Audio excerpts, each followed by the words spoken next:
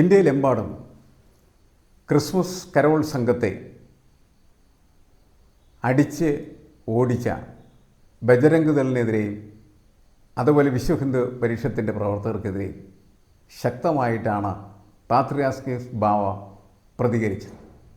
അദ്ദേഹം പറയുന്നത് ഇതാണ്: ഇന്ന് പുറത്തെ ക്രിസ്മസ് കരോൾ അവരടിച്ചൊടിക്കും, കഴിഞ്ഞ ദിവസങ്ങളിൽ അവർ കന്യാസ്ത്രീകളെ അടിച്ചോടിച്ചു, ഇനി അച്ഛന്മാരെ അടിച്ചോടിക്കും, ക്രിസ്മസ് കരോൾ തല്ലിത്തകർക്കും.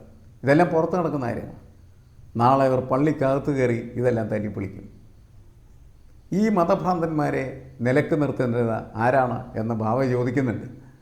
അദ്ദേഹം പറയുന്നത് ഭരണകൂടം, കേന്ദ്ര ഭരണകൂടത്തിനെതിരെ ശക്തമായിട്ട് അദ്ദേഹം പൊട്ടിത്തെറിച്ച വാർത്തയാണ് നമ്മൾ ഇന്നലെ കേട്ടത് എന്നുള്ള കാര്യം വളരെ പ്രധാനപ്പെട്ട കാര്യമാണ്. കാരണം അദ്ദേഹം പൊട്ടിത്തെറിക്കുന്നതാണ് നമ്മൾ കാണുന്നത്. അതിൻ്റെ കാരണം ഇതാണ്: ഇന്ന് പുറത്താണ് അക്രമം എങ്കിൽ നാളെ പള്ളിക്കകത്തായിരിക്കും.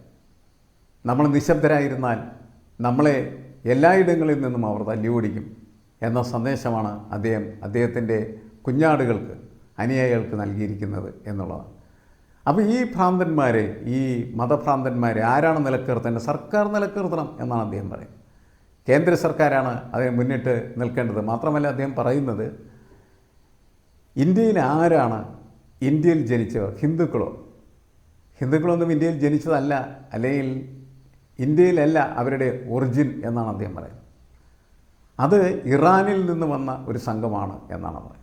ഇറാനിൽ നിന്ന് വന്ന ആര്യന്മാർ, ഇവിടെ ഉണ്ടായിരുന്ന ദ്രാവിഡരുടെ ഒരു സംസ്കാരമുണ്ടായിരുന്നു. ആ ദ്രാവിഡരെ ഓടിച്ചു കളഞ്ഞിട്ട് അവിടെ ബ്രാഹ്മണിക്കലായിട്ടുള്ള ആര്യന്മാർ ഇറാനിൽ നിന്ന് കുടിയേറി അവരാണ് ഈ ഹിന്ദുക്കളായിട്ട് ഇപ്പോൾ മാറിയിരിക്കുന്നത് എന്നാണ്.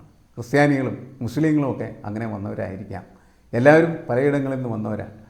അങ്ങനെ വന്ന ആളുകൾക്ക് ഇത് ഇന്ത്യയിലെ, അല്ലെങ്കിൽ ഇന്ത്യയിലെ എല്ലാ ഇടങ്ങളും എന്ന് പറയുന്നത് ഹിന്ദുക്കളുടേതാണ് എന്ന് പറയുന്നതിൽ എന്ത് പ്രസക്തിയാണുള്ളത് എന്നാണ് അദ്ദേഹം ചോദിക്കുന്നത്. ഹിന്ദുക്കൾക്കും മുസ്ലിങ്ങൾക്കും അതുപോലെ തന്നെ ബൗദ്ധന്മാർക്കും സിഖുകാർക്കും എല്ലാം ഒരുമിച്ച് താമസിക്കാനുള്ള ഈ ഭൂമിയിൽ നിന്ന് ഞങ്ങൾ എങ്ങനെ അടിച്ചോടിക്കാനായിട്ട് ശ്രമിക്കേണ്ട എന്ന കാര്യമാണ് അദ്ദേഹം പറഞ്ഞത്.